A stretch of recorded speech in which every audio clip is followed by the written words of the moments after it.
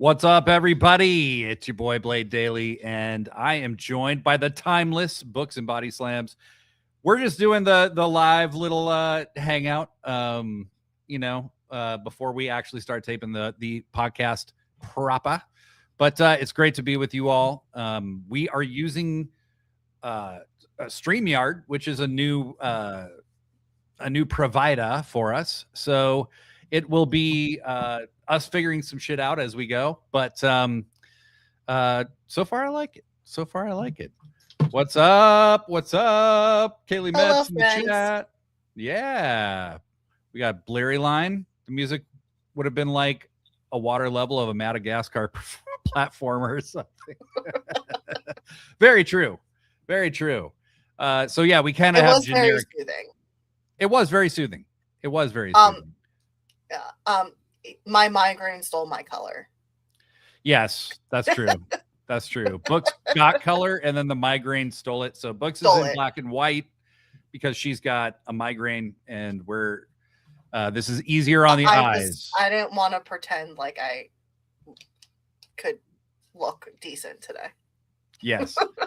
Always never. Hello. Good to see you. Good to have you in the chat. Good to see your name in the chat. Tony Montoya, my fly is not down. Okay. Like it's every episode, you know? Well, just maybe you should fix it. I don't know. You're I know. encouraging something. I'm sorry.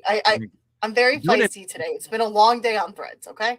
It's been a long day of ruling over my underlings. Yes. It's been a long day on Threads. I love that as a, it's true though. I mean, especially after yesterday. Yeah. Yesterday got pretty hot and heavy. To kind of preview it for the live audience today, we are going to be talking about AEW's future with the news yesterday that it sounds like Paramount is going to be able to purchase Warner Brothers Discovery. We will unravel that a little bit and see, what do we know right now? Spoiler, not much. And what can be known about what's going to happen. Again, spoiler, not much. But we're going to recklessly speculate. That's not going to stop us from 100%. When's that ever stopped us? Yeah. And then we are going to talk about Swerve just being a heel. Like, Blurry Line, you said it in the Discord the other day, like they just made Swerve cooler. Like, who's going to boo this guy? Who's going to boo this guy? Too fat to cook up in this. What up? What up?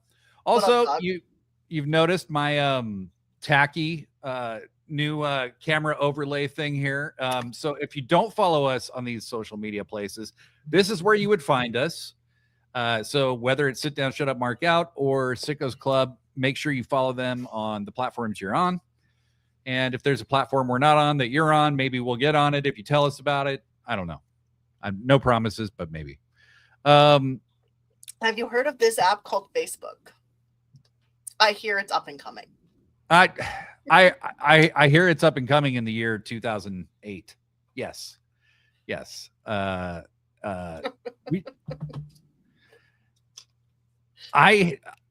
think a lot of people are on Facebook because it gets like a ton of traction. And really? Like we talked about, should we have a Sickos Club thing on Facebook? I hate Facebook. What a shitty app. What? Why are we fighting? I don't know. You're already being called out. You're already being called out. This is. I know. What did I do now? We haven't even had time for anybody to get mad at us. But listen, I've been feisty all day, so I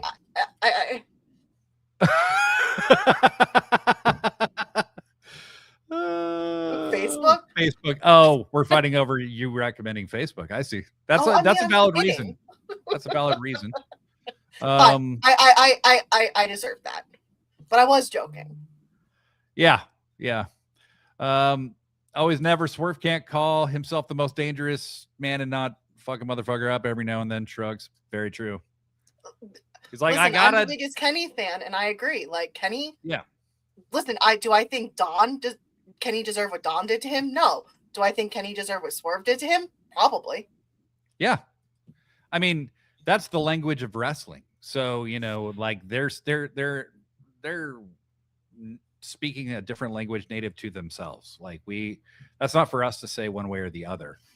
But yeah, it was good presence from Swerve. Good presence from Swerve. And digging where they're going with that. We're going to talk about people bullying wrestlers and why it still happens all the time.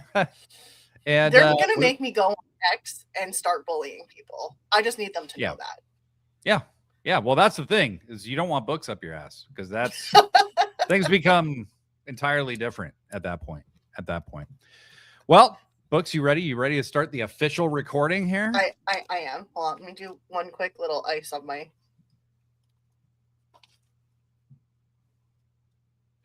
Nice. My migraine goes down my face, guys. So nice. No, I get it.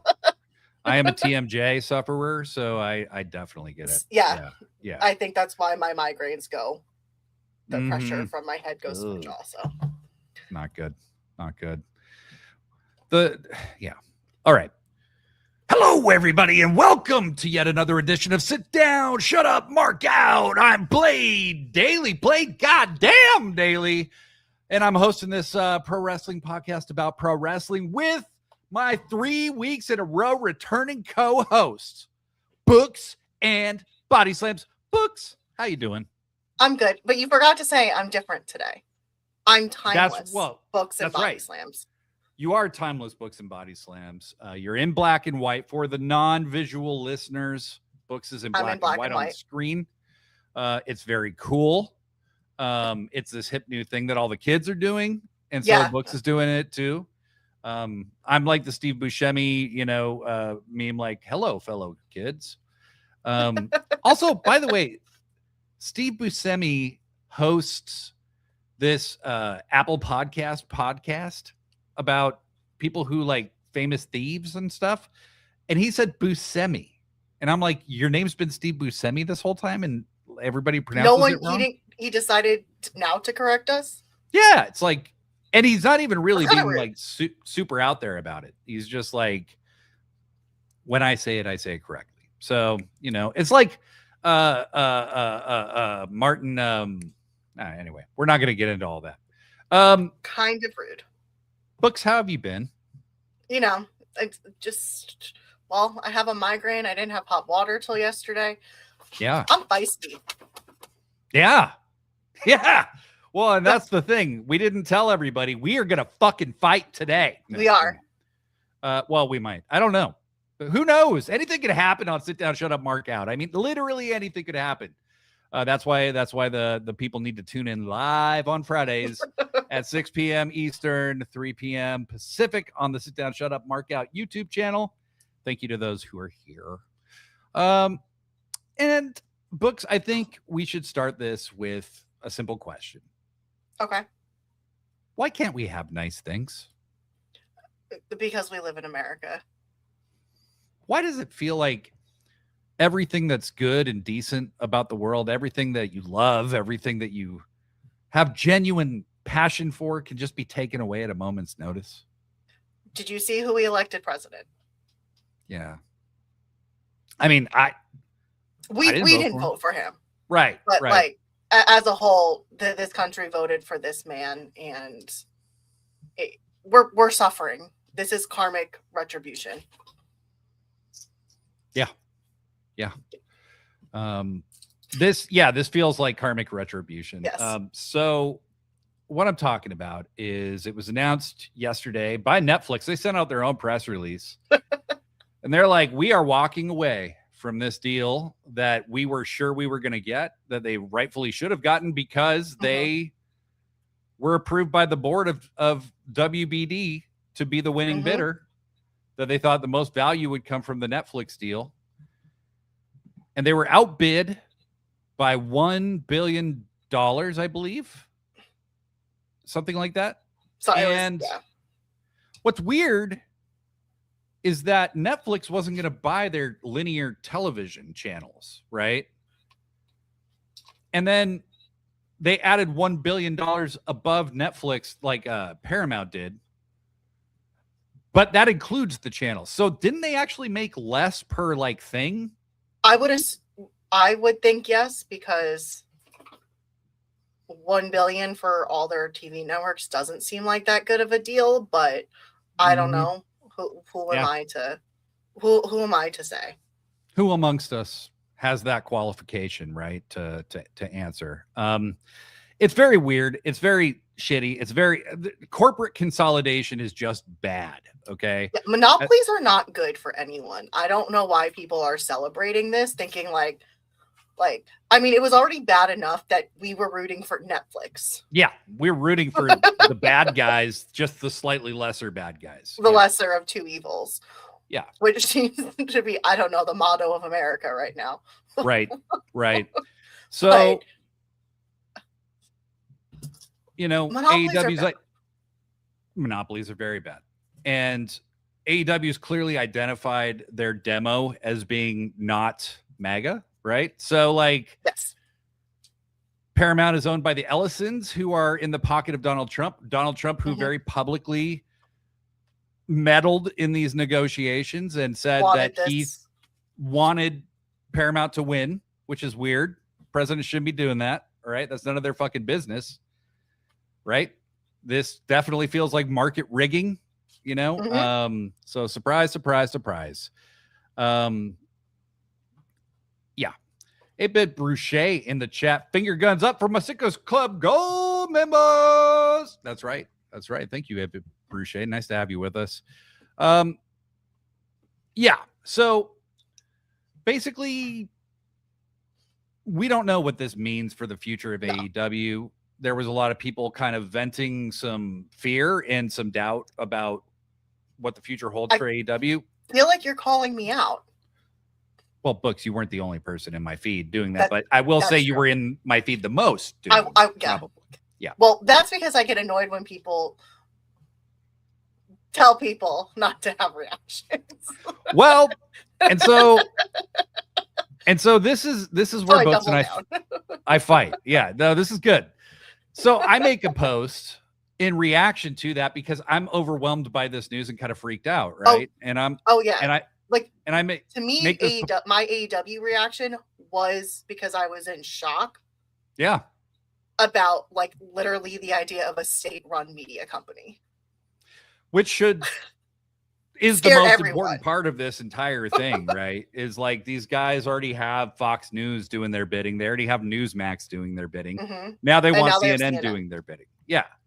And that's the whole point of this whole deal is to get CNN, right? Like the greatness of HBO and all those other things are just complimentary. It means nothing to them. They don't care about the DC aspect. They don't care about, that other property they own that's about magic. They don't care about the Game of Thrones of it all. They literally only care about CNN. Yeah. And to me, it's a much bigger, like, holy shit. They're not going to care about half of these properties. Right. No, I mean, I think look, at the end of the day, Paramount's not making any money at all. Just doing anything. They're like severely in debt. I don't know how they're doing this, but. Right. Paramount Plus loses money every quarter, just like Peacock just has lost billions of dollars just continuously. So I think it'll be interesting to see what actually comes of any of this. But I did notice on MS Now yesterday that House Representative Jamie Raskin was asked about this merger, and he was very, very unhappy with that result and said that they need to really enforce antitrust laws. And it's like, duh, no shit, motherfucker. But like, why is this like not a thing we're already doing? Right. Why is it like when these things happen, we're like, oh no, we should do this. The platform that never should have been allowed to happen. Right. Well, I mean, consider the platform that we are currently broadcasting on. Antitrust, right? Like we're talking about all kinds of shit here. And it's across political parties. It really doesn't matter. It's just gotten completely non-enforced for it decades. Shouldn't be a political party thing to be worried about monopolies. Monopolies should scare everyone regardless of your political party. Yeah. And I think when you look at how CBS has changed since Paramount acquired it, it's been real bad. And so there's ample reason to be afraid, but wrestling fans were afraid of what this means for AEW, and rightfully so. I think there's very reasonable concerns to be had there. And we also can't forget that the cons have been kind of outspoken too. Well, they have. Yeah. No, I mean, they could have enemies potentially at this new company. What we know for sure is that AEW has at least one more year left on their deal. And I think it will probably take quite a while for this merger to go through, if it does. There is ample evidence that there could be some resistance to this deal going through, because how do you not call this anti-competitive at this point? They just bought CBS. They just, now they want the entire WBD as well. Like that's pretty intense. CBS, I think, is going to be the thing that bites them in the ass on this.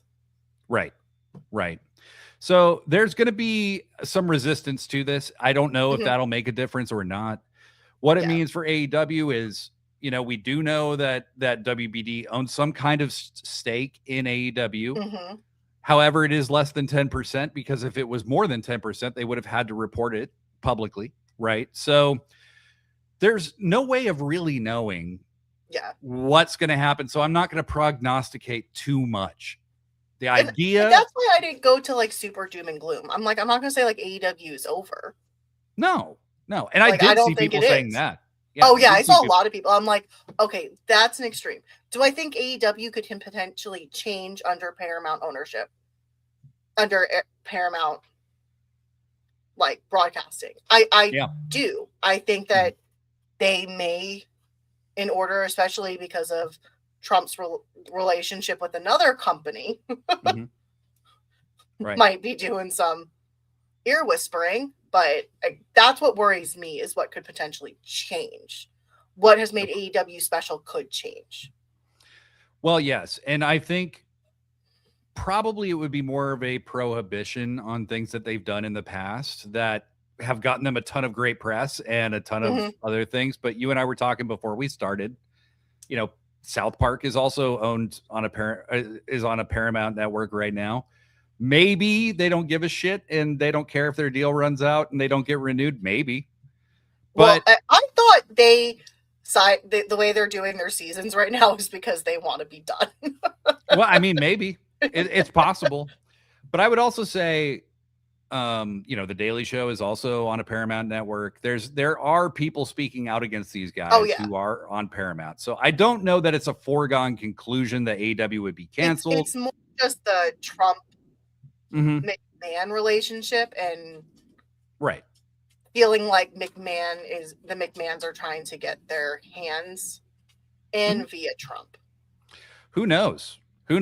And I would think AEW would be relatively small potatoes in the midst of all this, honestly. But what I just want to say is, I think AEW fans, and Books, you and I were messaging about this morning, AEW fans are perpetually scared of AEW going away, because there has been so many people saying, oh, their ratings suck or blah, blah, blah. And AEW is such a relief. They're not going to be here in a year. Yeah.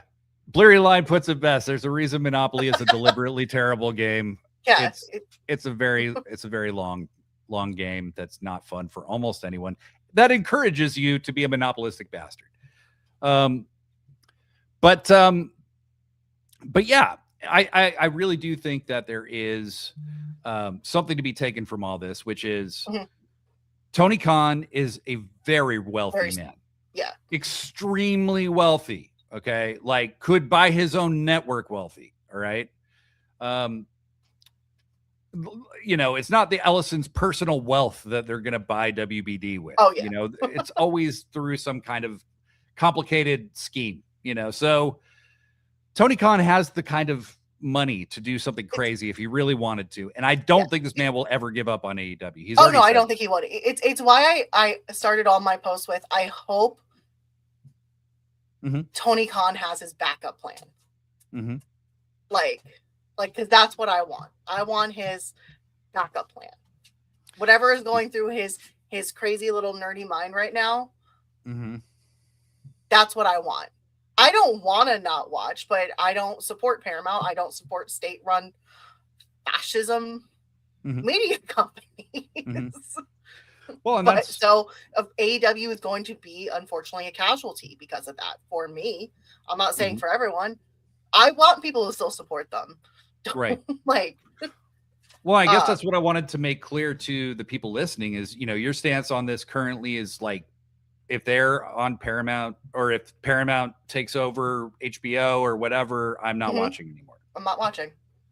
And for me, it's more like, I just can't say right now what I'll do, but it very much is disturbing to me and symptomatic of a huge problem in our country right now, at large. But I guess the important point to make is, look, we don't know. It's all speculation. And we won't know for quite a while, how this is all going to work out. I think AEW, what I guess is important for me to say is AEW has a very loyal audience, an incredibly loyal audience, and an audience that is willing to pay a lot of money. Yeah, I would totally pay for a streaming service. Yes. And so that is a huge selling point to anywhere else they decide to go. So if they end up going to Amazon or somewhere else, they would be interested. There would be discussions. I can promise you that. So, I'm not sure if TK has seen this coming down the pike for a long time or if, how well established he is with other people. I assume. But we know he has a good relationship with Amazon because of the NFL and the pay-per-view. So, I mean, like, as much as it sucks, at least Amazon is a backup. There is him creating his own streaming service, which to me, I think that's the best because that can be worldwide as opposed to whatnot. But, TV brings in a lot of money. Yeah. Revenue for them. So I can see him trying to find another home, but I think he has to have somebody in it with him. I think, at this point, him having his own streaming service, I could see him doing it. I mean, he already has the Watch ROH, the ROH app. But he still needs the exposure from television. Yeah. And he needs advertisers paying him, so how they work all of that out is really just. And this also could not go through. And yeah, let's hope. And let's hope for that. Let's hope for that. I know that David Zaslav, who, is the head of WBD currently and one of the most unpopular people in show business. He didn't want to put a WBD on the market. Like that wasn't really his intention. It's just Paramount and a few others made so much noise about it that. Yeah, they kind of forced their hands. Yeah, he couldn't in clear conscience tell the investors, the stockholders, that they were making every attempt to get them the most money on their return if he didn't try. And so we'll see. I mean, I think we'll see what happens. AEW's not going to die no matter. Can I say one thing? Attacking someone because they stated their personal opinion is not okay. Like, I'm not sitting here. Well, you know what? I'm going to retro that a little bit. I'm not saying anything hateful or racist or full of like bigotry. Right. I'm stating an opinion, and I think attacking me shows you need therapy. That's all. That's it, y'all. Like there is plenty to be upset about in the world right now, and not attacking someone for standing on her morals.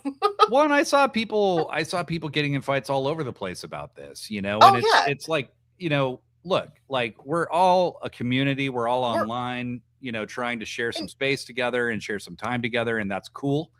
But at the end of the day, we're all dealing with this our own way, and and we are kind of to let people deal with their emotions their own way, whether it is like, okay, well, I can't support this, or I'm going to be optimistic. Talking to you last night was like, made me feel better because you are half full and I'm half empty. You need those conversations. Yep. And I think at the end of the day, it's like, there's reasons to be concerned. Certainly, they're very valid reasons. And at the same time, I think it's the hardest part is that we don't have any answers and we're not going to for a while. So And that's if one more person tells me this is going to take a while, though, I might actually go full blown heel. I know it's going to take a while. Yes.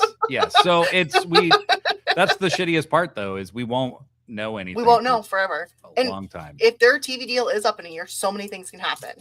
Right. But that's the last thing I had to say is really just like, in the time it will take this merger to complete, everything could change 5 different times. With the way America works right now, everything is Trump's on his heels. No, Trump's exerting ultimate power over all of us. He's going to cancel the elections. I mean, one day to the next is so drastically different. It's not Who like even knows? Right. Who even knows? Well, yeah, So, yes, Too Fat to Cook with the Tom Petty, the Tom Petty drop. Waiting is the hardest part. That is true. Yeah. So, however you get through this, don't hate on each other. Let's try to be. I'm more riled up about people hating on me than the actual, shitting on me than the actual news. Like, I didn't think I was going to get hate for just saying like, well, if this happens, I'm not going to watch. Right. Yeah. Well, it's surprising what people are willing to hate over, but let's be honest. A lot of people are taking out their anxieties on each other about bigger things. I'm trying to be nice to people. Like, I'm trying, unless you tell me I'm a performative activist, and then I'm going to put you on blast. Oh boy. Oh boy.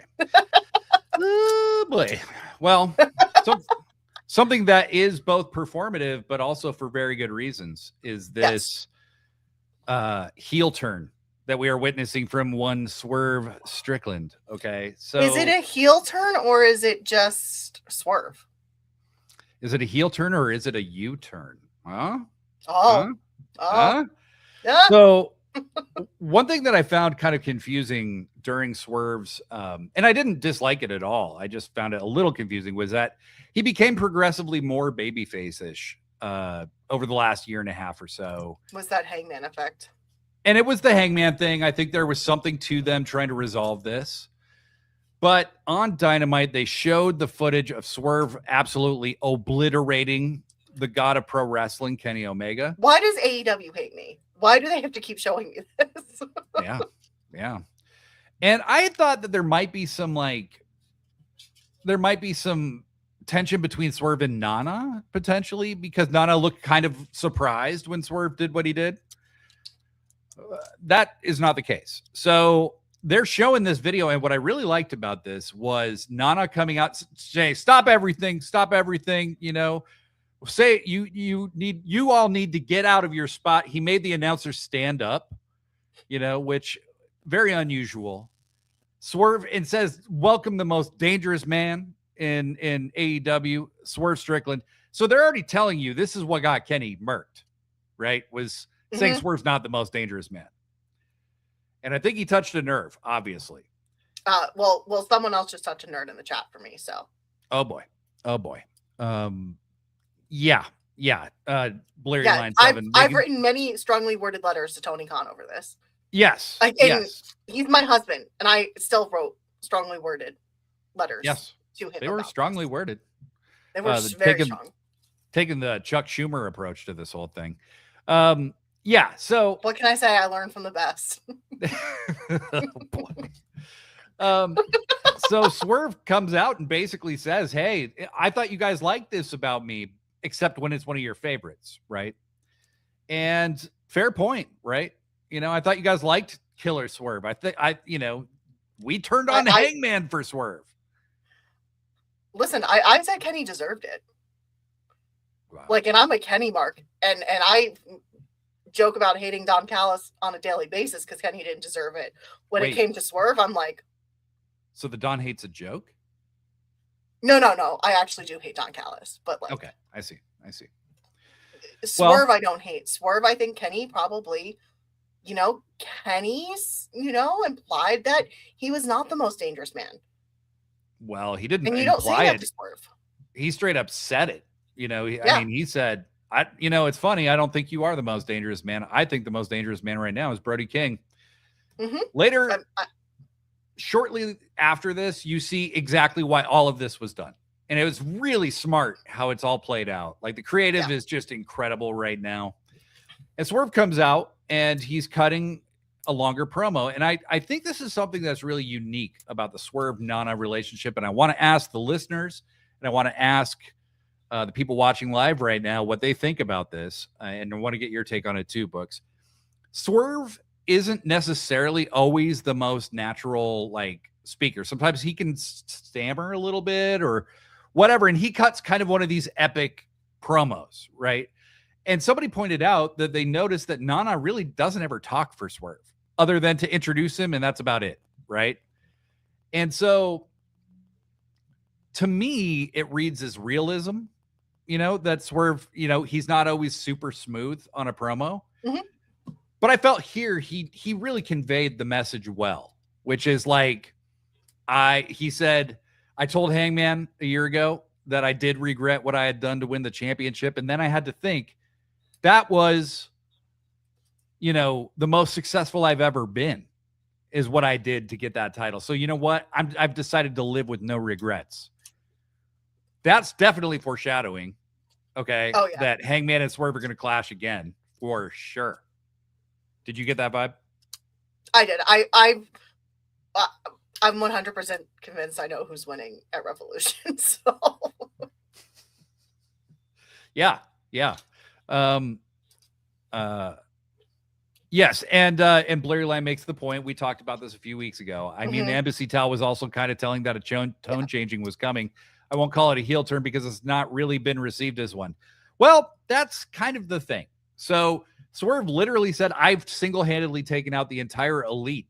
He shared something on Twitter that had Hangman read it out too, as part of that. Yeah. Okay. He took out the Bucks. He took out Kenny. He has no loyalty right now except for himself. And right. I love it. And just on the promos real quick, I love when promos are realistic and like someone does kind of get, it's why I love Kenny so much. Yes. Kenny is in no means the best promo maker, but he's authentic. And I get that from Swerve too. Swerve is authentic on the mic, and I think that makes a huge difference. Oh, I agree. I personally have zero problem with Swerve as a promo. I think he's actually become a much better promo and a really good promo. Oh yeah. And so basically he's establishing here that like, hey, all bets are off about Swerve going forward. And obviously him calling out the most dangerous man thing is going to make the guy that was called the most dangerous man, Brody King, probably feel some kind of way. Blurry Line, as usual, with a fantastic observation, which is, oh, you didn't like me hurting Kenny, right? And then the crowd goes, woo, fuck yeah, Swerve, let's go. Like, Swerve is the only person we're all like, yeah, hurt Kenny. Like, I mean, Swerve can hurt anybody he wants. He's a legend. We love this guy.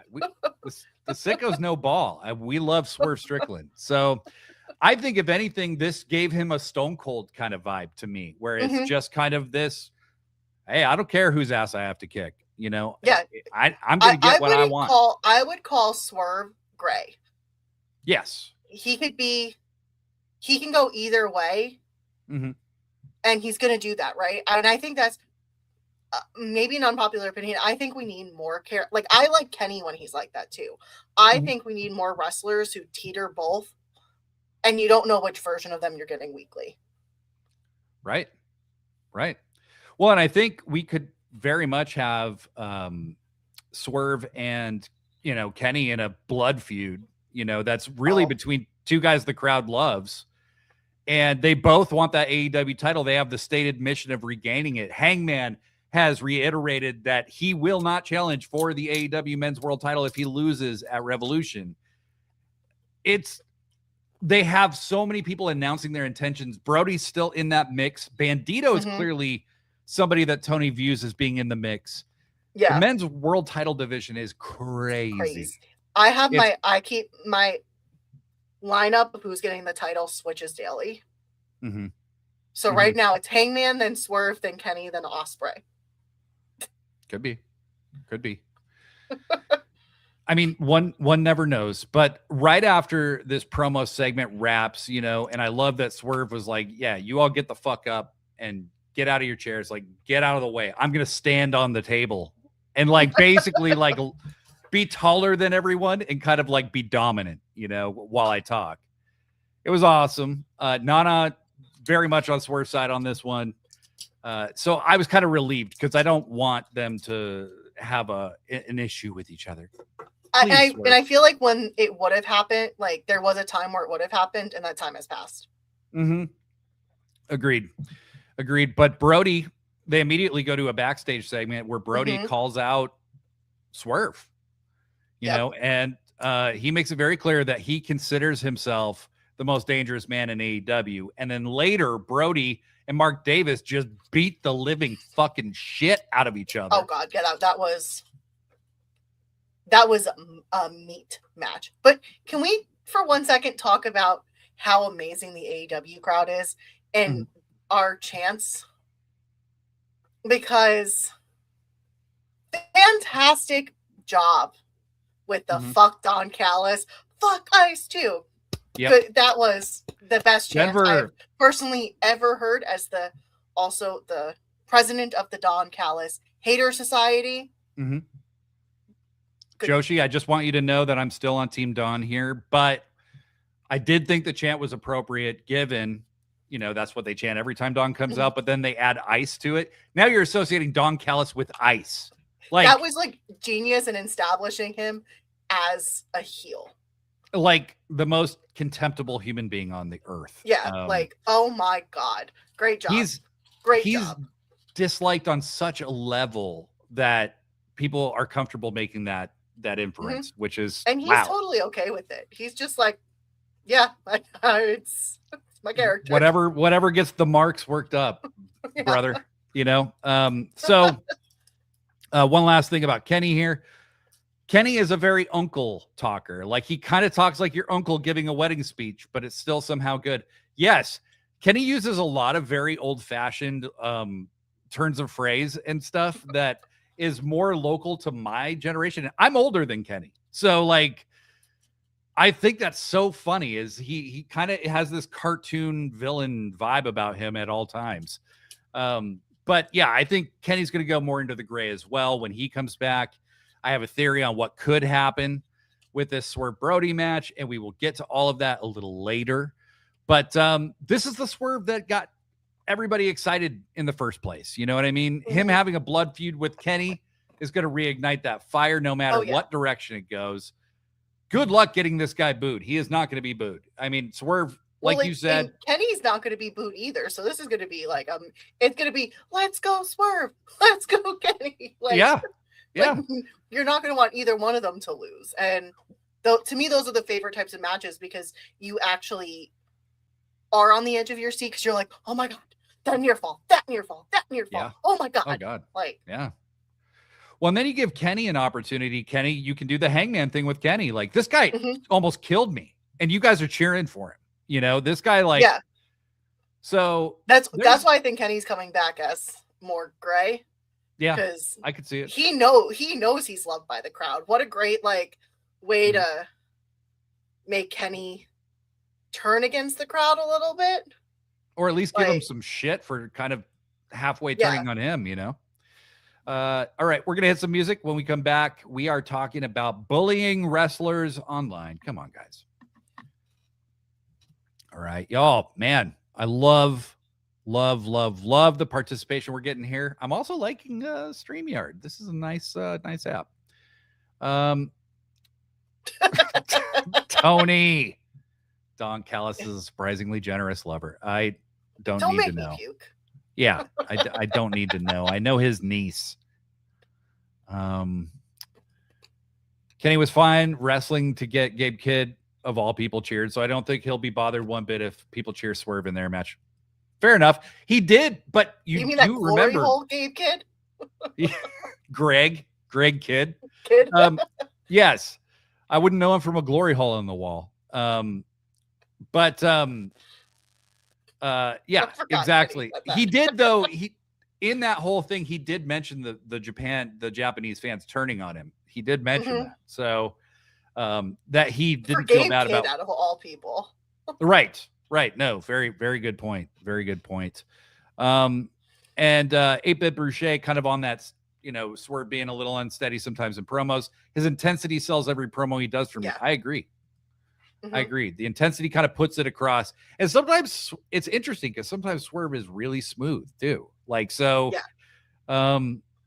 interesting. But I think it adds a little bit of tension and unpredictability to the promos, which I like.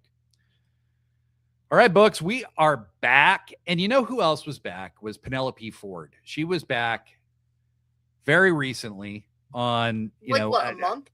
Yeah, I mean, I don't even think it was that long. I think it was a couple weeks. She was back. She was teaming with Mega Sis as Mega Bad again. Babes of Wrath.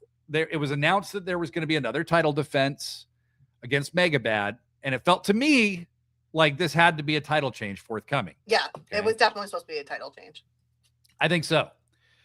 Then Penelope did a moonsault off the top to the outside. Willow and Harley straight up just missed her. They didn't catch her.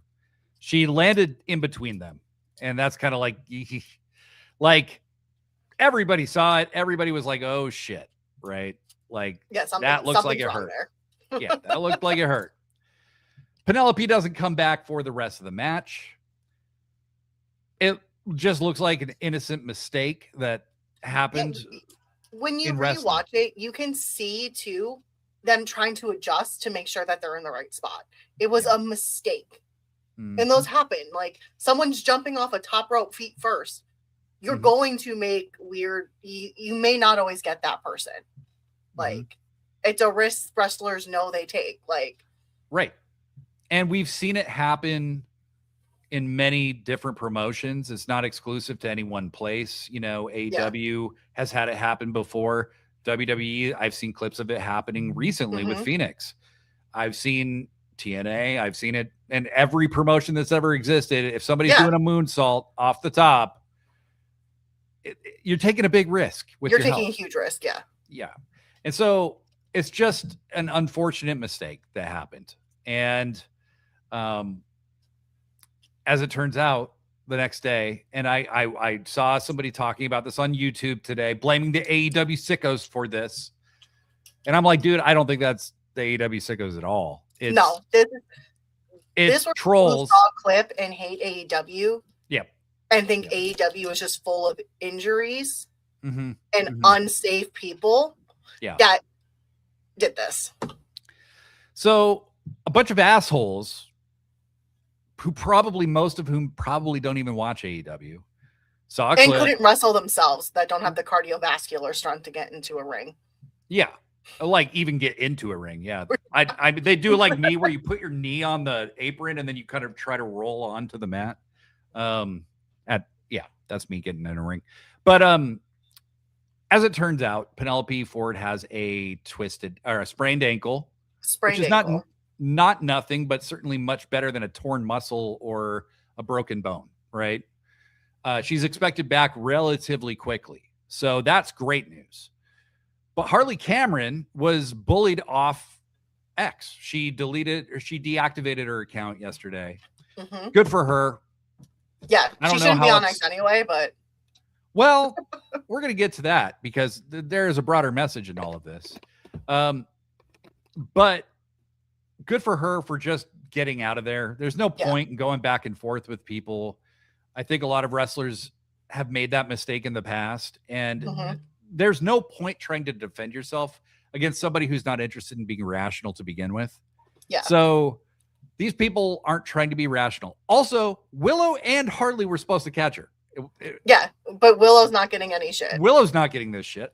She might have from someone, but I don't think it was. But it was all Harley. Everyone was getting Harley. And I'm going to warn everyone now. If we continue to bully wrestlers so that they don't want to be on social media, now we have Harley, we have Riho. You're going to regret when I decide to bully you. Well, I'm for hire wrestlers. If you don't want to be the one to bully someone, just hire me. Books and Bodyslams is a paid bully for hire. Bully. That's no, you know what? I think bullies deserve to be bullied. That's a side hustle that I think you could really pursue because you're good at that. Company bullies deserve to be bullied. Yeah. And, you know, some fair observations here. This is the second time that she's doing a move to the outside and not been caught. She may need to remove that from her moveset. Maybe, because you know what? Honestly, it's a very risky move to do. And you're right. She hasn't been caught a couple times. I saw Tiffany Stratton, you know, a clip of her not getting caught. I saw these, you know, it's not particular to any one performer or any one promotion. No, it's like, just, this is pro wrestling. Mistakes happen, you know. Mistakes happen. And moonsaults are a little scary. Like, you're jumping off a top rope and backwards. Like, I mean, and you're just trusting that somebody's going to be there to catch you. Yeah, and it's not that I don't think Penelope didn't trust them. It's just you can't sometimes guarantee where something is going to land. Yeah, well, and BJ Dixon, HGA, says, do you guys think the IWC in general has gotten too comfortable with insulting these wrestlers? I mean, I think that we're all too comfortable insulting people we don't know, though. I mean, I just think that's a societal issue that social media has made. It's kind of rationalized. You know what I mean? Like, it's why I don't play nice anymore. Well, and if people are, you know, there's two approaches that make sense to me. You can give somebody enough shit to back the fuck up because they think they're going to bully you. And so you just back off. You're just going to back off. And when you don't, they often do not know how to handle it and like make idiots of themselves. Or the other thing is to simply just ignore it and not feel the need to explain yourself, which is kind of more where I'm getting to, where it's like, I don't need to like humor your stupidity. That's where I was. Yes. Until that wasn't doing anything. And now I'm just like, okay, fine. You want to play? I'll play. And you know, 8-Bit Bruchet makes a great point here. Guarantee that Harley felt bad enough without the hate. She did not need that. You could tell that, like, I feel like in the moment you could see on her face that she was up. Like, these people are friends behind the scenes. They don't want to see each other injured or be the cause of an injury, and making her feel worse is just, God, it's freaking awful. And Always Never ends up making the point that I said we come back to, which is fuck Twitter. Wrestlers, get off Twitter. Get off Twitter. We're much nicer on every other platform. Eddie Kingston just drops into fucking threads and just fucking makes some like weird, silly post every once in a while. And he's hilarious. And Hangman's on Blue Sky talking about weed and plants. Like, I don't. Yeah, like, totally. Nia Jax is on or not Nia Jax. Sorry, Nyla Rose is on. Yes. Very different. Very different. Very different people. Nyla Rose is on Blue Sky, you know, and she's a lot of fun there. And a lot of them are, like, Aubrey is on there now. Like, yeah.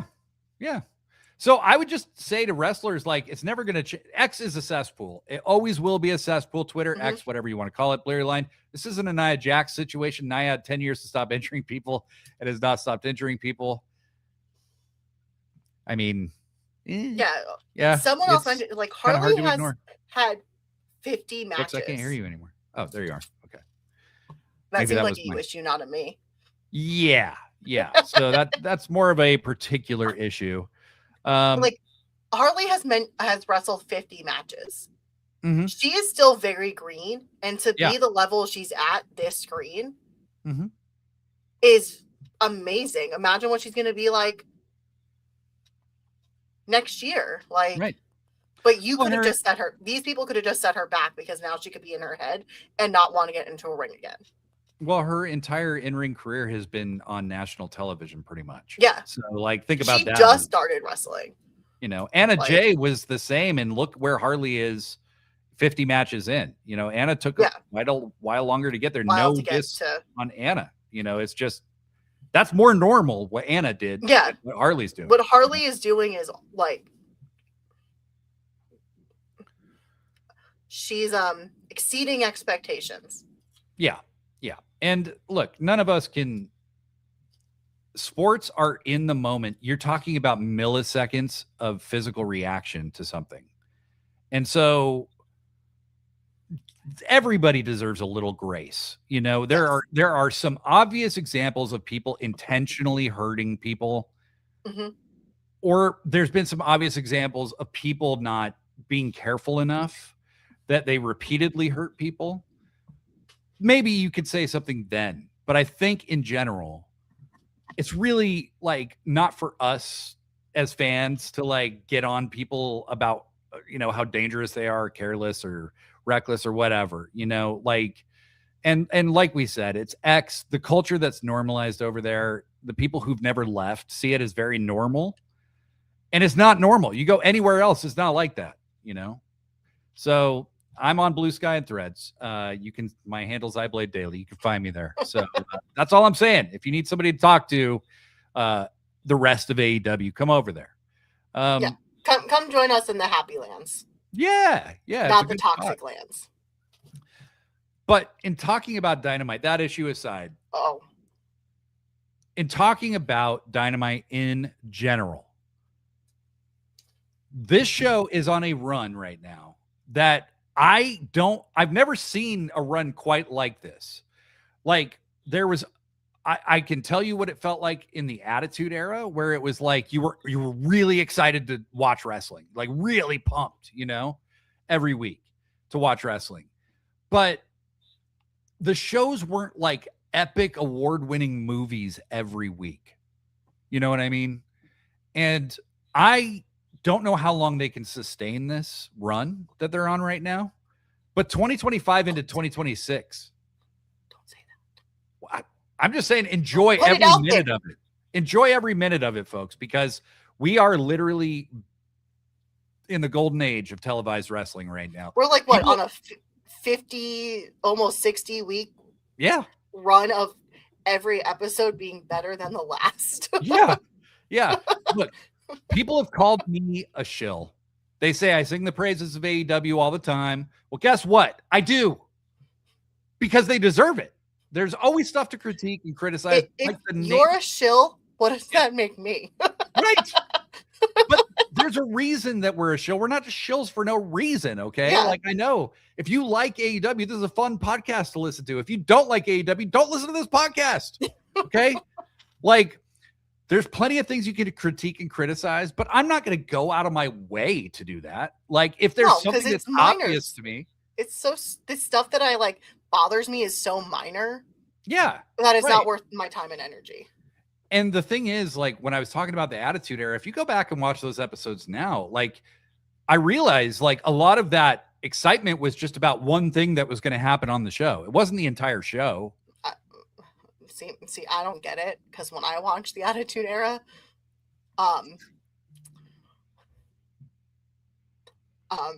do I say this nicely? It's not 1998. I want to claw my eyes out. Yes, exactly. You're not having Tostino's pizza rolls marketed to you constantly. And is that why I bought Tostino pizza rolls? You don't know that, like, the word extreme is not going to be cool forever for the rest of your life. It's not the 90s when you're watching it. That's why. Tino Ibarra says Blade is Shillian Murphy over here. Damn right I am. Damn right. So yes, Mark is in the name of this show. I sit down, I shut up, and I mark out, and then I make a podcast about what I'm marking out about. We're going to always talk about things that aren't good if we notice those, but this episode, there wasn't a lot to criticize. No, and we had a free anarchy in the arena. Yep. This is AEW Dynamite is the best wrestling show consistently that I've seen in 30 plus years of watching this shit. Oh yeah.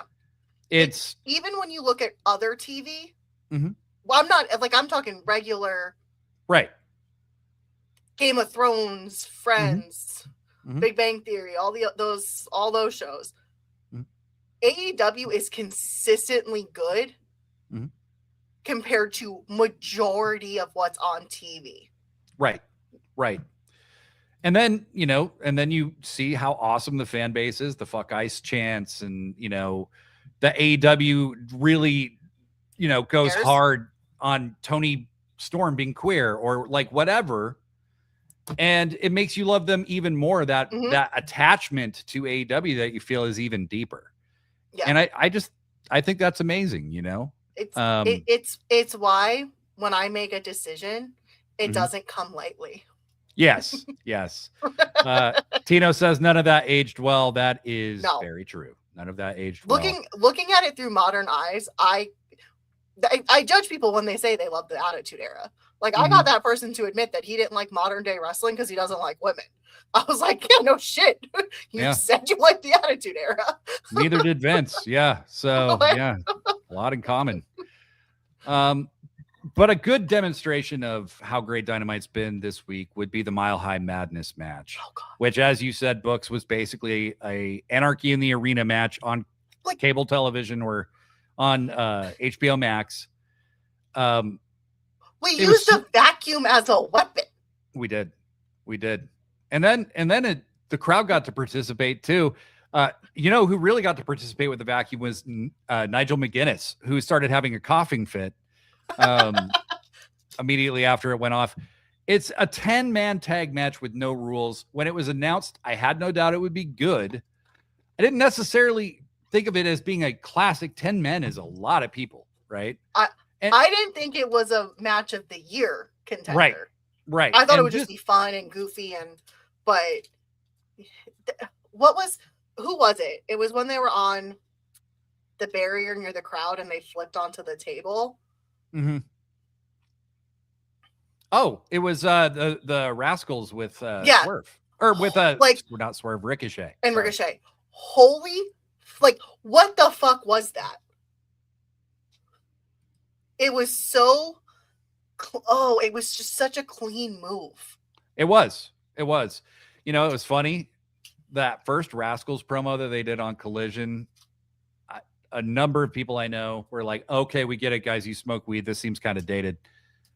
What a perfect fit they are for AEW. Holy crap. God, yes. They did that street fight on the top of the building on Collision with Eddie Kingston and Ortiz. That was fucking awesome. They bumped like fucking crazy. And then in this match, they were just unbelievable. But just for context, in case anybody doesn't know what we're talking about, the Young Bucks, Jack Perry, and the Rascals, two of them, teamed up to take on FTR and The Demand, which, just in case you don't know, is Ricochet and Gates of Agony. But this was basically, I called this Anarchy in the Arena, the flippy shit version. Okay. Yeah. But it wasn't just flippy shit. It advanced a ton of stories all at once. Yeah. The Jacksons, you put them in a multi-man like this, like something bigger than a tag team match, that match is going to be good. Okay. These guys are, and FTR as well. I mean, they're just insanely good at this shit. Well, because they know also how to move other pieces. Well, and so FTR had fucking pile drove their fucking brother, you know? Yeah. And so this advanced that, it advanced that story of them trying to avenge that. It also advanced an ongoing rivalry that's been kind of low key between Ricochet and Jack Perry. I think they're going to have a match for the national title at Revolution. I suspect Jack Perry might win. And it also served as a showcase for the Rascals and Gates of Agony, because Gates of Agony did some crazy brutal looking shit. Oh yeah. Toa Leona. What the fuck? I mean, this guy is a beast. He's incredibly good. And this is kind of like, I'm really glad, like, as much as like I know people are annoyed that we're getting FTR versus the Young Bucks, but you clearly see they're really developing the rest of the tag team right now through this stuff. And what's going to happen with the tag team division, I think mid-year is going to be incredible. Yes. And I think that there's like, the Bucks and FTR are both getting, they have a lot less time left than they did. So you're going to put your belts on them because you want them in your lineage and you want them to be considered two of the best in the long term. But to me, it finally feels like they actually have a generation of teams coming up behind the Bucks. Like the Rascals could be the Young Bucks of the future. You know, you also have Private Party that could be the young, like, yep, or very Young Buck-esque. I mean, like, yep. And it seems like that's how they're also splitting them up with who they team them up with. Yeah. Well, because the Gates have attacked the Young Bucks several times. Yeah. Unrelated to the FTR stuff. So it's unrelated. Like, I'm starting to feel like the Bucks are winning at Revolution. I didn't feel as strongly about that before, but I think FTR needs to be led back to Copeland and Christian, and them not having the belts might actually make that a little easier. Yeah. I now think that I could also see the Young Bucks wanting to lose. Make the Young Bucks your sort of like your Gunther. Mm-hmm. Have people on their way out, win or lose to the Young Bucks. Yeah. Yeah. Well, and so you mentioned the double Spanish fly that they did on the outside. There was a lot of great moments in the match. The cover art for this episode is that double Spanish fly to Ricochet. I was so happy when they did the replay because I was like, I need to see that again.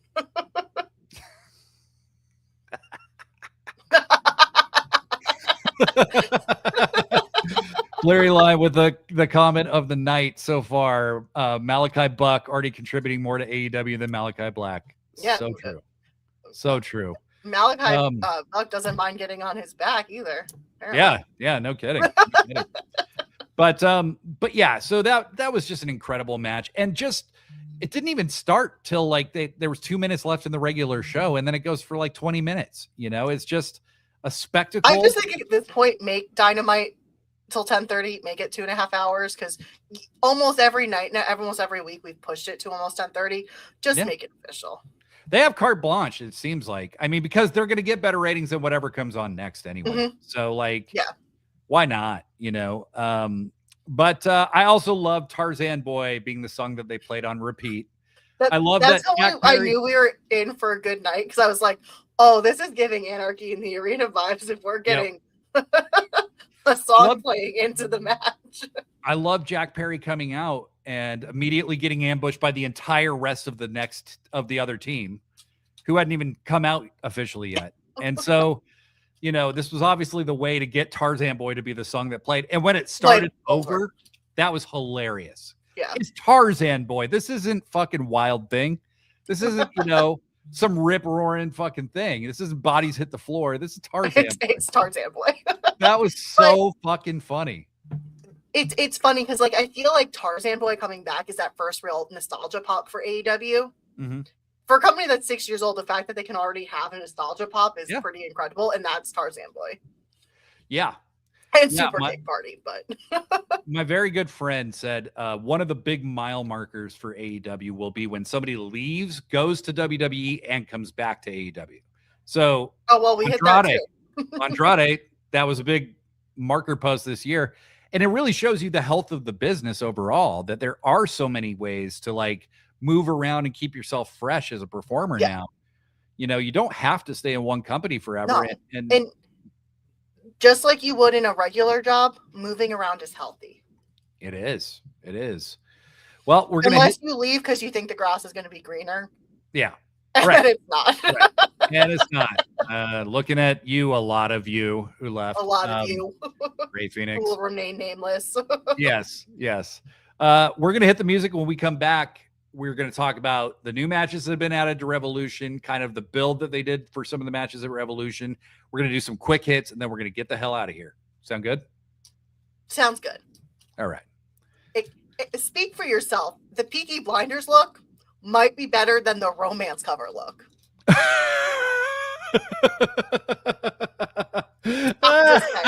It did something to me again last night. I really hate that I'm having these feelings for Andrade. I cannot express this enough. I think every woman who's ever loved him feels that way. So he's not a good partner. It didn't make my life better to have loved Andrade. I think pretty much everybody would say that. BJ Dixon, again, one of the things that I love about AEW is that they do more showing than telling when it comes to their stories in and out of the ring. Mm-hmm. Absolutely. And so much of the stories are told through the matches. you know, and it's wild to me that people like view that as some like illegitimate form of entertainment. We have actually, Tino, talked about how everything that happened to Kenny was his own fault. Yes. For me, I swear to the great Don in the sky that Kenny's disrespect towards Don is why he got screwdrivered. And Don, is left being bitter and angry about it. And then Books pointed out that, she didn't know what Kenny exactly did to deserve being killed by Swerve, but he did deserve it. He did deserve it. Books also appears to have frozen. Boop, boop, boop, boop. Well, we'll just all hang out and Books will come back. So, but that's a nice face to freeze on. Books has a lovely smile, don't you think? Yes. So I will go to, Solo Blade. Here we go. Yes, Books will be back with us in just a minute. So don't worry. Books, Books is back in the studio. Here we are. Little change of scenery here. What happened? I don't know. The browser must have frozen or something. I don't know. But we're glad you're back. So, oh my! What just happened? Oh.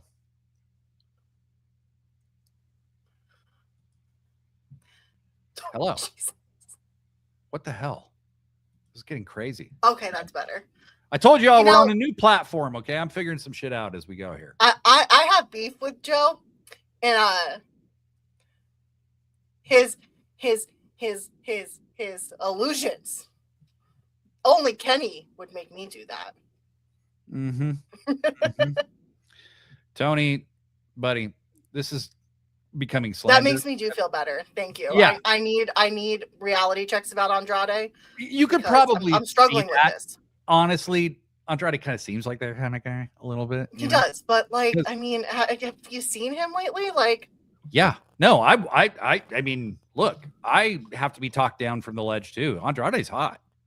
Okay. But he's not a good person. So it's well, he's certainly I need to stop reading the books I read. He's not a good partner. I need to stop reading morally gray villains who win in the end. Yeah.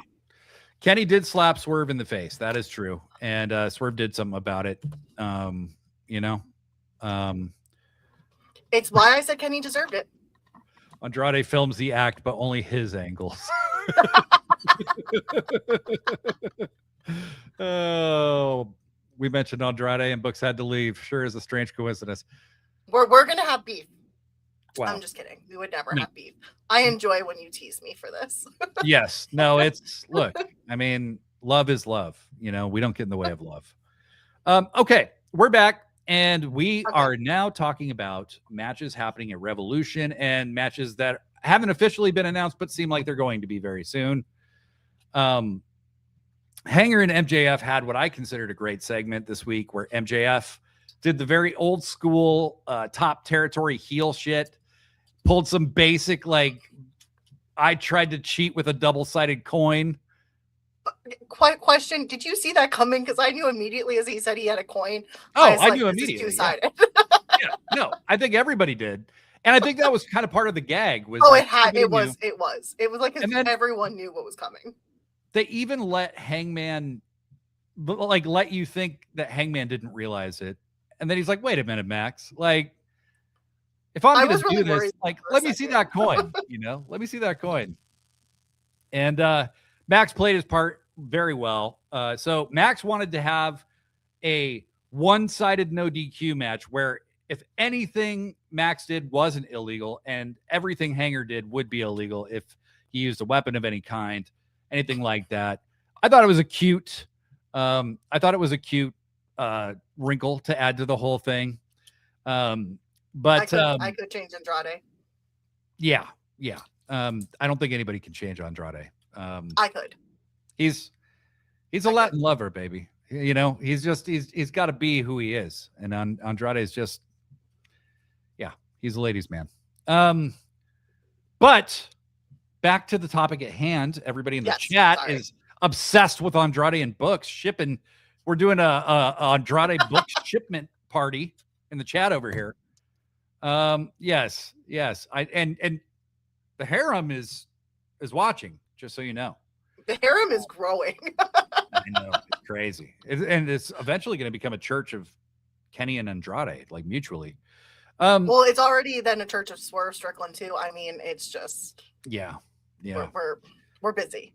Yeah, well, and multi theist, right? Like deist. Yeah, whatever. We're very welcoming. So MJF gets caught obviously cheating. He tries to leave, and Speedball and Kevin Knight both stop him. He tries to go the other way, and Brody and Bandido stop him.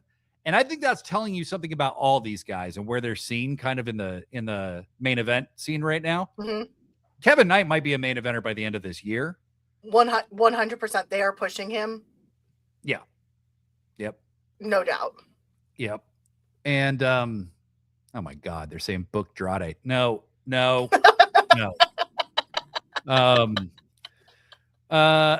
So they forced. I just think you're jealous that they're so nice to me. Well, that is true. That is, I mean, look, I am the resident heel of my entire friend group. Okay. Even though I'm the real heel outside. But so MJF is exposed as cheating, and Tony Khan just announces that the match they're going to have at Revolution will be Texas Death. We kind of, I think we all kind of saw that coming. Yeah. Because Hangman doesn't just go Texas Death, and then next week they pick a different stipulation. That's not going to happen. So at least I was right about one thing, and it was that thing. So I was right about that. Yay, good job. I really have this match could go either way. I really don't know where it's going to go. I think Swerve could be involved. With Swerve, I'm leaning towards Hanger. Yeah. I'm leaning towards Hanger because I think just even the tease of Hangman not being able to challenge for the belt would be really. But that was not taken well on social media, I think they know they need to. I don't know if they would let it play out. You know what I mean? I just don't know. I don't even think they really mentioned it this week. I don't recall hearing it because I was listening. Hanger did. Hanger said it. Oh, he did? Yes. Okay. He said, like, if I'm going to put, my ability to ever challenge for this again on the line, I need to see that quarter or whatever it was. So Hanger mentioned it, but there wasn't as much made about it as there was last week. Yeah. No. But also MJF did invoke something that I thought was worth mentioning, is like he was intimately involved in the Cody match where Cody lost as well. That's where MJF turned on Cody. So it was kind of after the match, but he threw in the towel for Cody. That's what ended the match and made it so that Cody could never challenge. And then he kicked Cody in the balls immediately afterwards.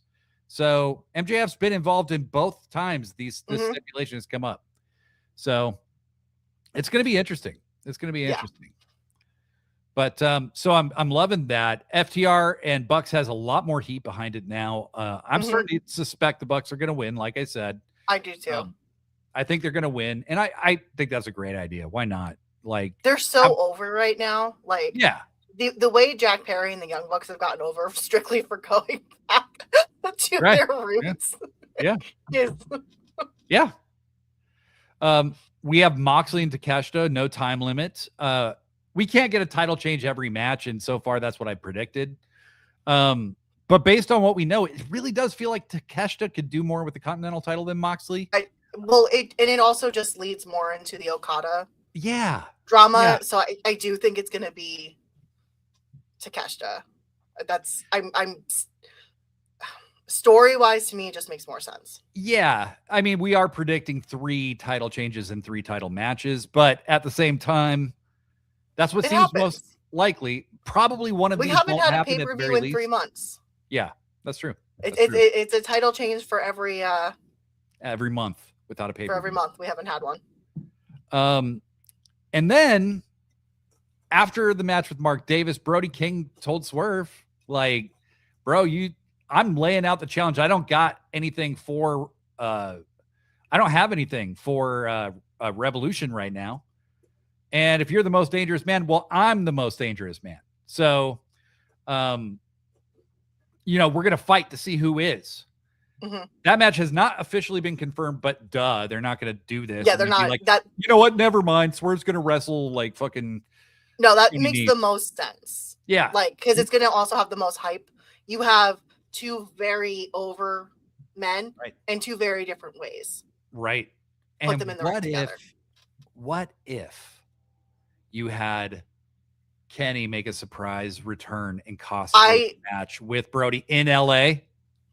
I think that would happen, but I also see Kenny also making sure neither one of them win. Who knows? But yeah, I mean, so the stage is set for some really, really cool stuff. So there's that, and then Bandido's out with Brody, and he goes, "I want to fight too," and I was like, "What?" And then Andrade's music hits. We're clearly getting Bandido versus Andrade, folks. I don't know why, but I need that. This fucking madman who runs AEW, he is insane. He's insane. And like the best, I tell him this daily. I said, Tony, you're insane. You're giving these people way too much. Yeah. And then you charge them pennies on the dollar for a pay-per-view. Yeah.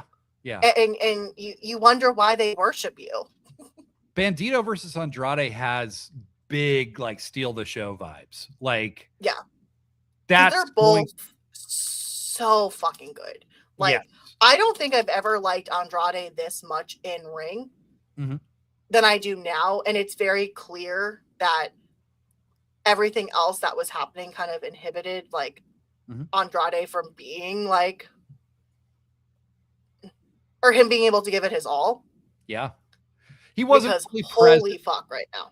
Yeah, he wasn't fully present the first time he was in AEW. Like, it's just no, he wasn't. I think his personal life, his wife worked in WWE, and it was a very notable person in WWE. The only time before this that I really saw Andrade click was in NXT when he was the NXT champion. He had some crazy good matches, and I've been like a fan ever since then, just waiting for that guy to come back. When he first showed up in AEW the first time, I was like, fuck yeah. And then it was just kind of disappointing. It was very disappointing. This was the guy I was hoping for. Yeah, and this is one we have now. And I definitely think this is a match because obviously Bandido is in it. That will make grown men cry again. Yeah. And the minute Andrade hits that spinning elbow thing on Bandido and Bandido does like a triple flip, because it's going to be sells like crazy.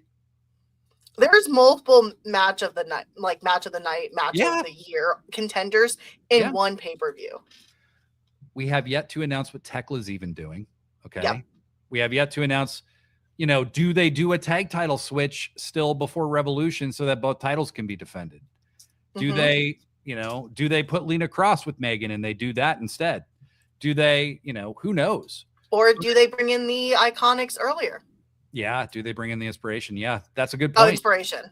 That's a good point. No, good point. Point well taken.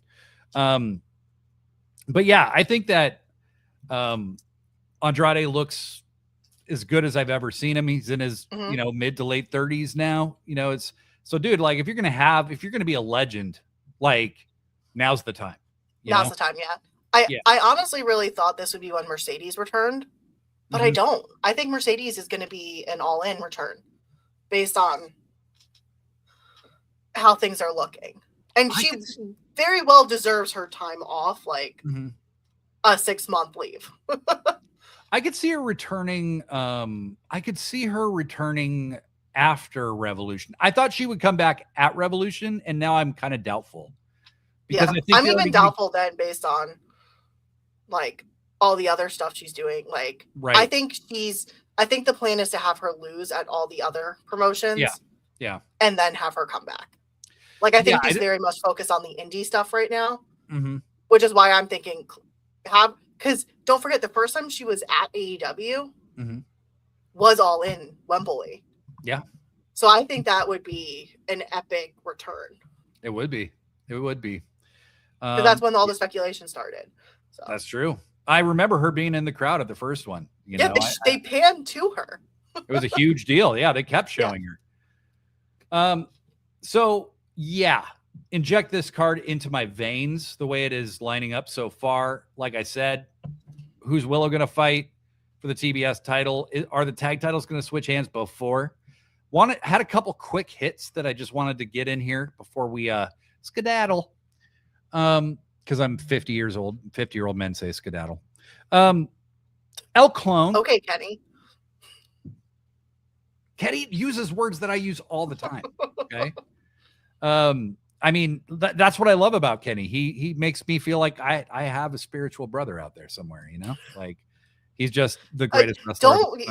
You're betraying Don like every week now because I'm a bad influence in getting you talk nice about me. Yeah, you really have dragged me down.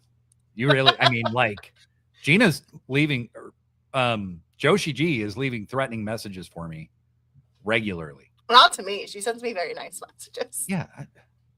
So unfair. But we got to talk about El Clone and Mark Davis for a minute. Both these guys. So they are so good. Yeah. And Mark Davis drew the short straw when Jake Doyle got hurt about a month ago out of the blue, right? They're this badass tag team, amazing tag team. But Mark Davis has been on TV having banger matches every single week and proving why he's there. Yeah, I'm really glad Tony is starting to utilize more people in the Don Callis family because we've already seen Fletcher and Takeshita elevated. Now it is time to get, like, I don't really think Andrade needs to be elevated because I think he was already like a big name, but now it's time for the Mark Davises, for the El Clones, the Jake Doyle when he returns. Like, let's push these guys. Like, so I'm very proud of Tony for this. Yeah. Yeah. Well, and the Bandido has a premier singles match on a pay-per-view. Brody has a premier singles match on a pay-per-view. That's all very smart business. Very proud of them. Yeah. Yeah. Yeah. So it's really cool. And then El Clone has a match with Jon Moxley. Every time I've seen this guy do anything, he blows me away. I really can't wait for Hologram to be clear. To watch them together is going to make me cry. I think some people don't like the hologram gimmick. I do. Just to give you an example of some of the lore behind Lucha Libre, some of the characters. This is a classic Lucha Libre angle, okay? Modernized. So the original Pentagon in Mexico didn't really amount to shit, okay? But you know who his main rival was? Who he was created to oppose was Octagon. So you got two guys named after shapes that were fighting each other.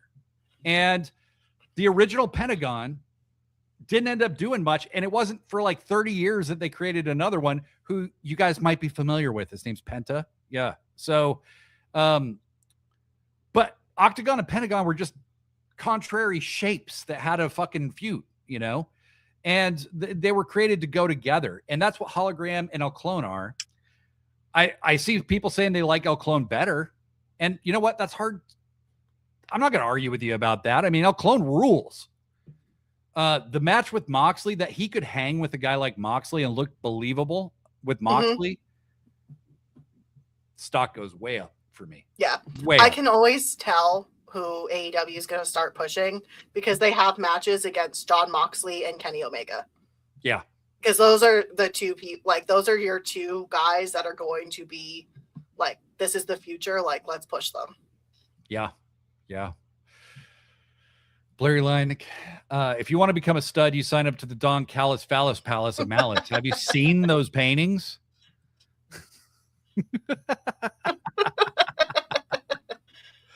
I did get it right, Tino. I did get it right. I was going to ask, how do you do? How do you do? Yeah, I thought I did really well. I was proud of myself, quite honestly. I learned something new. I didn't know that about Penta. So, yeah. Tino, thank you for the historical perspective. Seattle Miedo literally comes from everyone telling Penta good luck because that gimmick had always failed before. So, yeah, it had. The original Pentagon did nothing. Tony,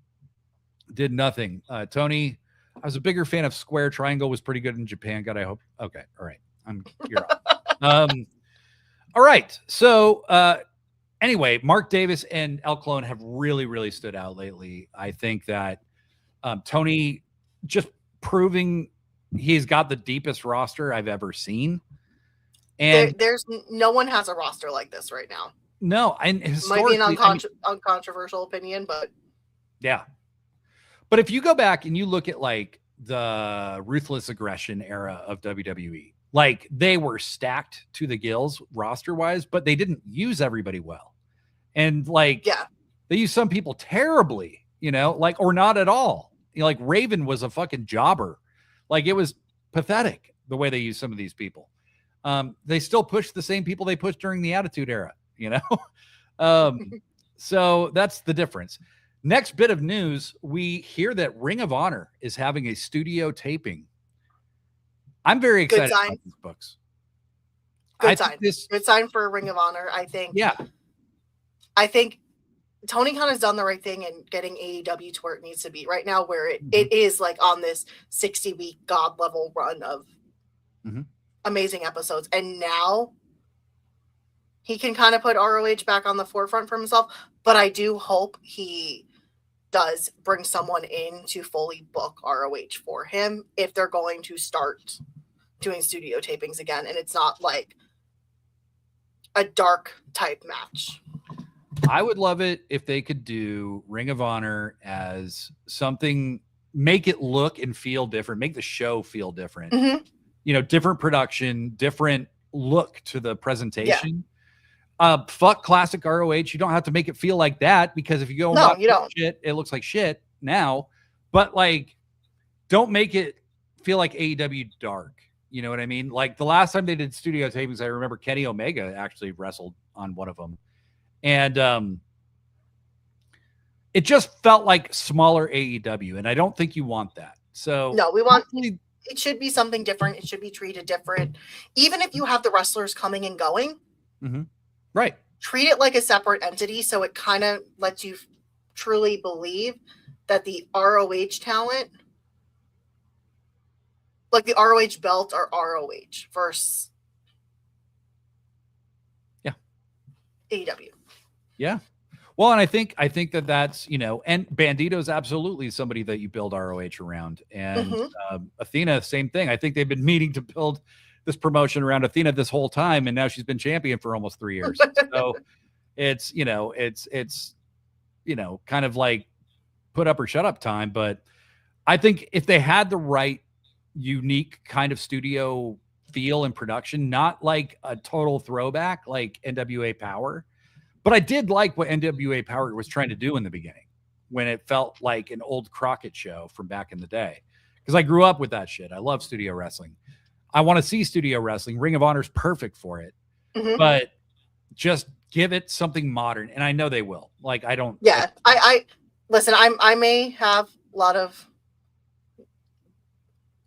half empty on other things. With this, I'm very much half full. I think Tony knows what he's doing here.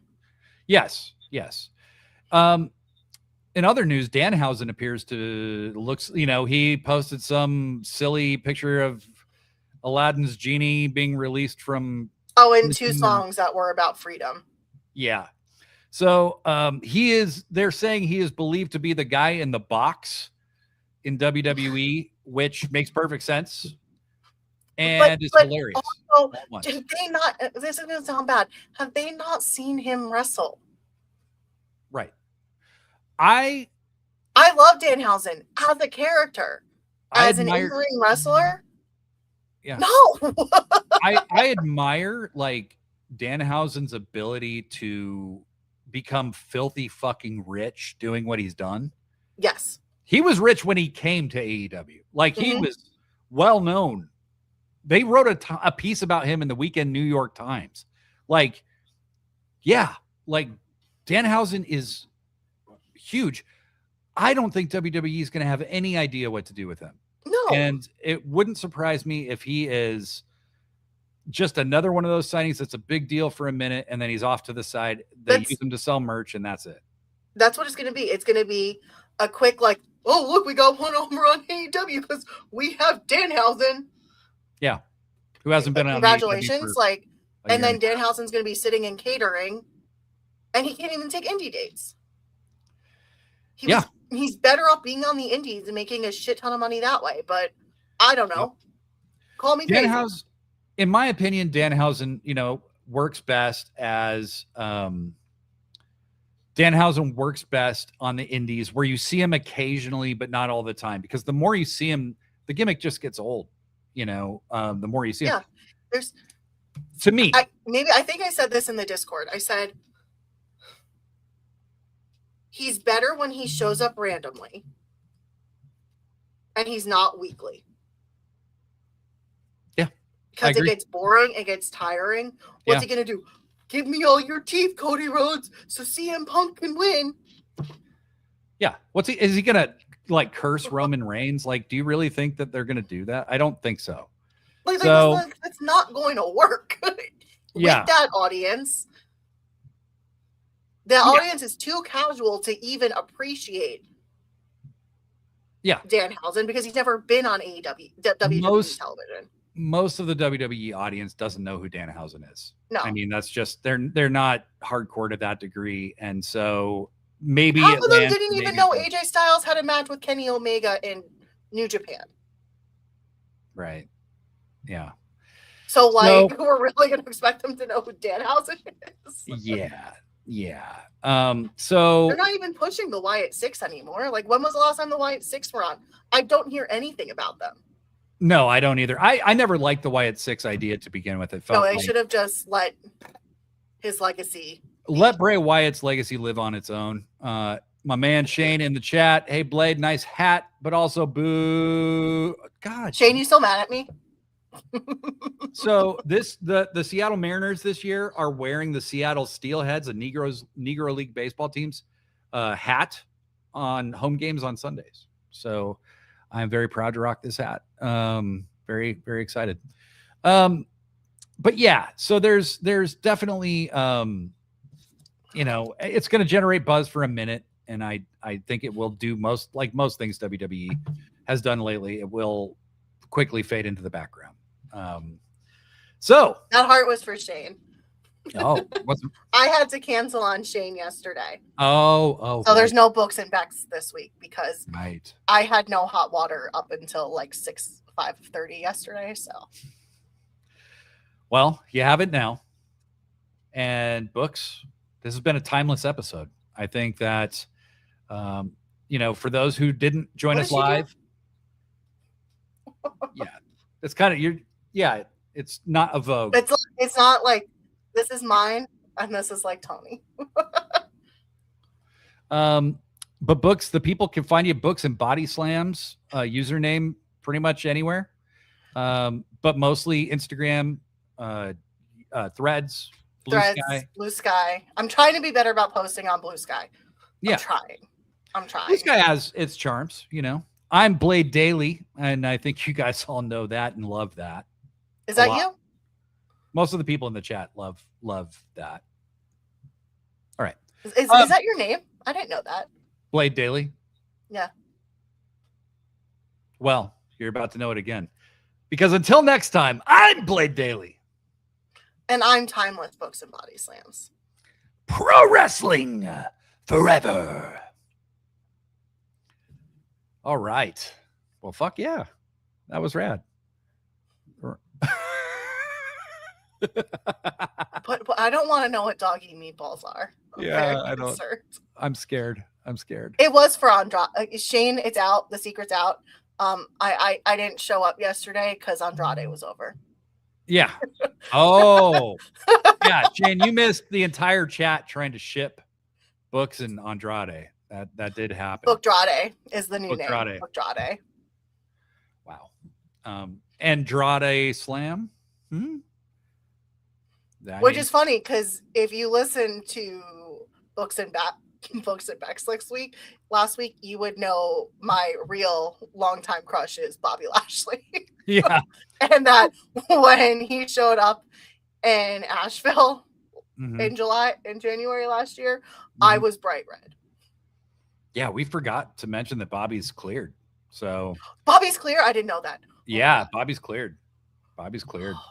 I love him.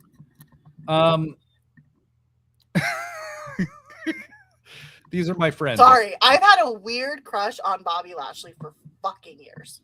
These are my friends. So Blurry Line says, we love Blade. We Tino do. Goes, It's what we do.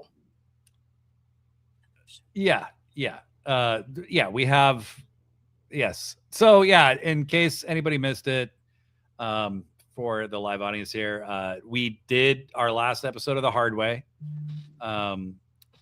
Big love to Brett Michelle. I'm really sorry. What? I'm not laughing at that. Oh God, Books and Bodyslams. Oh God. When I need to make funny names in the Discord, I'm going to. This is the Get Out GIF of doing myself. Nobody's ever seen that before. All right, that's a first time thing. This is for you, Blairy. Yeah. Oh my God, I'm gonna cry. I love that so much. Oh God. We were here the day that Books and Bodyslams became a thing. All right, everybody. Well, we are going to kill the feed now. I'm gonna go ice my entire. You gotta stay here to upload, but yeah, because I don't know the status of it yet. But thank you so much, everybody. I had a blast with you all as always. Big love to everybody. Big hate to those of you who'd rather be hated, because I know that you send the hate to me, and I appreciate it. You guys are all great. He did win the internet, and I'm going to be posting that name.